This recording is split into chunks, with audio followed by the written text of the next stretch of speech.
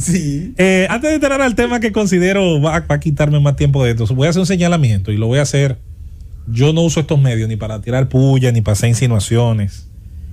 Mis amigos y mis enemigos todos tienen nombre.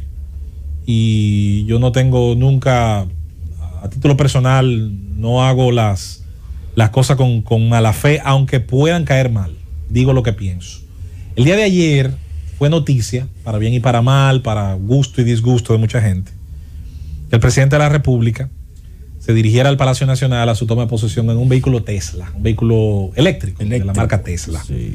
Esto provocó que primero muchos jóvenes que están interesados en el tema de las energías renovables y que de hecho ya han activado formas de negocio que claramente están relacionadas a ese campo, se sintieran muy motivados a hablar del tema. De hecho, el amigo Eury Santi colocó un tweet, le dio mención a Elon Musk. Para el que no sabe quién es Elon Musk, estamos hablando del sexto o séptimo hombre más rico del planeta, según la revista Forbes, y propietario de la marca Tesla, que fabrica estos automóviles con esta dinámica eléctrica y que al mismo tiempo también es un accionista, el más importante en la empresa SpaceX, que es a su vez el principal promotor privado de exploración espacial financiada por el sector privado. Y bueno, ¿qué resulta? Elon Musk respondió al tweet. No me digas. Respondió el tweet y dijo que se sentía bien, que le parecía bastante bien. Increíble. Que era un interesante mensaje. Eso. Y a su vez la cuenta del presidente Luis Abinader respondió al tweet de Elon Musk, invitándolo a explorar las posibilidades de que la República Dominicana pueda ser un sujeto, ¿por qué no?, de inversión para empresas como Tesla o cualquiera de las empresas de su portafolio. Increíble. De una cosa viene la otra, pero también vienen cosas que a veces no son tan buenas. Yo sé que el papel a veces de nosotros como comunicadores es preguntar hasta el incordio, pero a veces la mala leche se ve. Y yo siento que la pregunta de si que con qué dinero se había comprado, adquirido ese vehículo, cuando ese vehículo obviamente se adquirió antes de que Luis Abinader llegara a la presidencia, a mí como que no me sonaba, por parte de Roberto Cavada, a mí como que no me sonaba un impulso tanto por pedir transparencia.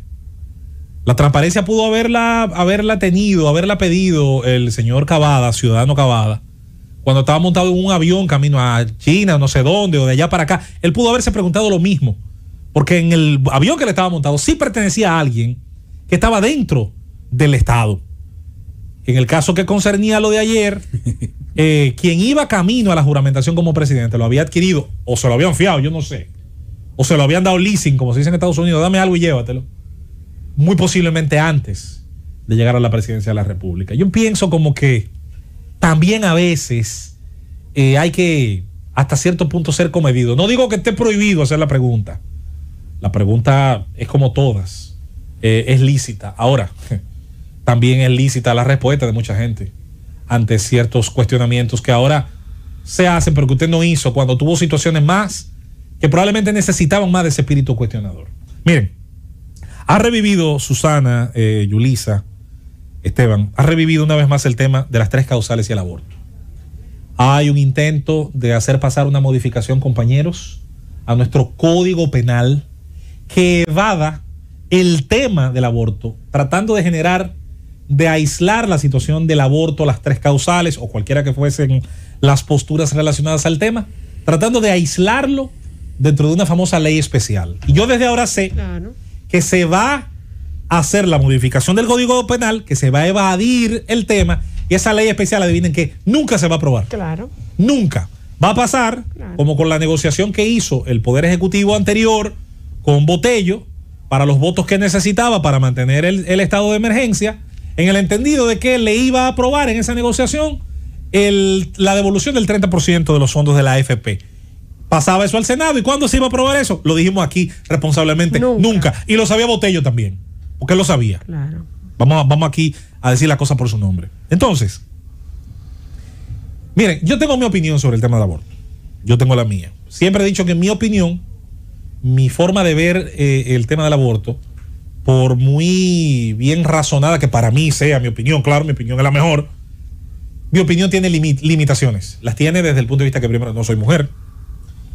Tiene limitaciones desde el punto de vista de que las mujeres que están más cercanas a mí, tanto la que me parió como con la que me he casado, gracias a Dios, no han atravesado distintas situaciones que sí pueden llevar a otras mujeres a tener otras alternativas. Y que conste Optar. que mi esposa estuvo en peligro de aborto permanente desde que concibió a mi hijo. Que conste. Y que fue siempre un peligro. Estuvo 3 veces siendo interna. Recuerdo que yo estaba de viaje, vine al país y del aeropuerto fui a la clínica donde estaba. Y desde ahí hasta el día que nació Adrián Omar. Es decir, yo obviamente que he tenido situaciones importantes, sin embargo no puedo imponer mi opinión a otros. Yo lo sé, siempre he tenido conciencia sobre eso. Para mí hay muchas alternativas a tomar una decisión de terminar el proceso de la gestación. Sin embargo, yo no puedo decidir por todos. Yo lo sé. En ese sentido, soy de los que cree, como decía un presidente estadounidense, como conservador compasivo. Sé, por lo tanto, que hay cosas que pesan para otros más que las que pesan para mí, o incluso menos. Yo he dicho hace mucho tiempo que esta es la perfecta demostración de cuando una problemática llega a un punto de cansancio tal en que no tenemos esperanza en que los políticos que deben tomar esa decisión, y me estoy refiriendo a los legisladores, ni a los de antes ni a los de ahora que están apenas iniciando, van a rehuir del tema, van a evadir el tema, van a disfrazar el tema, prefieren deformar la realidad penal incluso para no enfrentar el tema. Que yo propongo, y no es una propuesta nueva, quizás ni siquiera sea mía, yo no se lo digo a más nadie, yo tengo años en el acceso a los micrófonos aquí en la Z diciéndolo. La Constitución del año 2010 genera una solución que, aunque no es perfecta, es aceptable. Y ya se ha aprobado en otros países. No estoy generando jurisprudencia en el espacio, todo lo contrario. Me estoy nutriendo de las experiencias de países del primer mundo y tercer mundo con respecto a temas como ese. La Constitución del año 2010 abre la brecha a la participación directa de la sociedad vía referéndum y plebiscito, que no es lo mismo que se parece. El referéndum decide sobre 2 textos legales, ambos contrarios en sí mismos, y ambos pretenden salvaguardar derechos. Y la ponderación de un derecho sobre otro escapa, señores, la posibilidad de que pueda muchas veces poner de acuerdo a las clases políticas. Este es un perfecto ejemplo. Poner de acuerdo a las presiones internas y externas, que las hay. Porque hay agendas. Las hay desde el punto de vista conservador, las hay por la iglesia, pero las hay de los ONGistas. Planned Parenthood tiene sus franquicias en países como el nuestro, que nadie lo dude. Y al final yo digo que todos tenemos derecho a tener una posición. Ahora bien, yo recuerdo haberle preguntado hace muchos años a varios actores involucrados en el tema y en esa lucha: ¿usted estaría dispuesto a tratar de convencer a la sociedad a que vote por un texto o por otro? Porque eso es el referéndum, el plebiscito es otra cosa. Y que ese referéndum sea vinculante. Me decía en ese momento uno de los directores del CODUE que sí, que ellos se sienten con suficiente arraigo popular como para aprobar ese sistema. Y me contestaba por el otro lado un representante de los grupos que se llaman a sí mismos progresistas, y que yo no soy el que va a discutir ese mote, que entendían que sí, que ellos podían desnudar, decía él, la realidad desde la opinión de la República Dominicana, sobre todo los grupos más jóvenes, que son muy numerosos en la composición social que hoy tenemos. Oiga, pero mire qué cosa. ¿Acaso la democracia no comienza por los consensos? ¿Qué es lo primero que los niños hacen cuando juegan? Decidir las reglas del juego. Si las reglas del juego, y atención Senado de la República, atención Félix Bautista, senador de San Juan de la Maguana, con quien tuve el chance de hablar, la única vez que he hablado en mi vida con el señor Bautista fue sobre ese tema. Porque Félix tiene un proyecto y tiene un esbozo de lo que es el reglamento legal del referéndum y del plebiscito. El reglamento legal de esto no es más que la posibilidad de que ciudadanos con 100,000 firmas, 500,000, yo no sé cuántas, la cifra tendrá que ponderarse, y con una validación de esos mecanismos puedan entonces lograr abrir la llave, y la apertura de la llave convoca primero a la creación del texto. El texto se discute, los 2 textos, el de una opción y el de otra, el del sí y el del no, para simplificarlo. Y eso se propone a la sociedad, que va a las urnas, como ha ido a elegir un presidente, como ha ido a otras cosas, y va a decidir sobre ese tema. ¿Por qué? Porque no podemos seguir esperando que en el Congreso se pierda el temor a tal sector o a cual, interno o externo, no importa, conservador o liberal, da igual. La sociedad tiene que decidir. Italia lo hizo en 1983, si no me equivoco. España lo hizo un par de años después. Irlanda lo hizo hace poco. Argentina lo hizo hace poco. Nosotros no somos de Ganímedes ni de una de las lunas de Saturno, de Urano, Neptuno, qué sé yo. Somos del mismo planeta Tierra, donde otras sociedades tomaron decisiones como estas. Posiblemente habrá otros temas en el futuro sobre los cuales tenga que volcarse la masa a decidir para darle el mejor apoyo que puede vincular una decisión como esa, que es el apoyo masivo en relación a cómo una sociedad debe cambiar o no. El plebiscito, el referéndum, cualquiera de las dos formas. Miren que yo entiendo que puede haber abusos de la herramienta.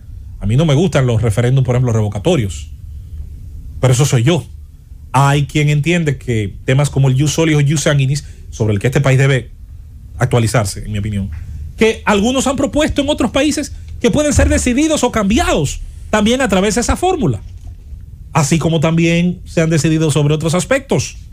La democracia española de hoy, parlamentaria, con una monarquía constitucional, sus bases están sentadas sobre un referéndum de aprobación de la Constitución del 78. ¿Sabían ustedes? Por cierto, nuestro país ha tenido 4 ejercicios de referéndum en su historia. Una lástima que todos ellos ocurrieron hace mucho tiempo, 3 de ellos en el siglo XIX, y no se dieron ciertamente muchos de ellos en condiciones que pudiéramos decir fueran muy democráticas ni transparentes. Uno de ellos incluso tenía que ver, atención, con la idea de vender la península de Samaná, me parece que era los Estados Unidos.